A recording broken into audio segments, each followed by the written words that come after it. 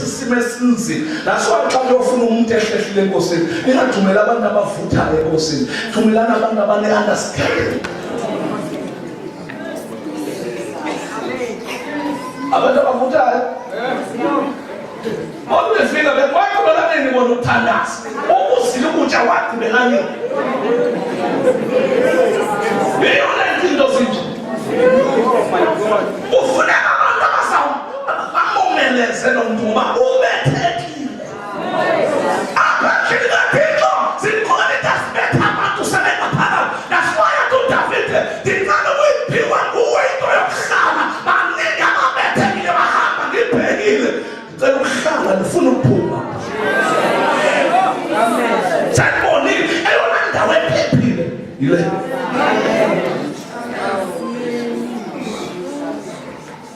Oh my God.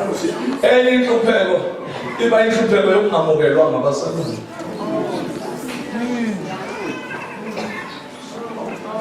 Ezinye izinto ziyenziwa uThixo singenziwa uSathane. Uthi phakathi kwabazalwane bangakuhoni ukuthi xa bavala amehlo bengabonani.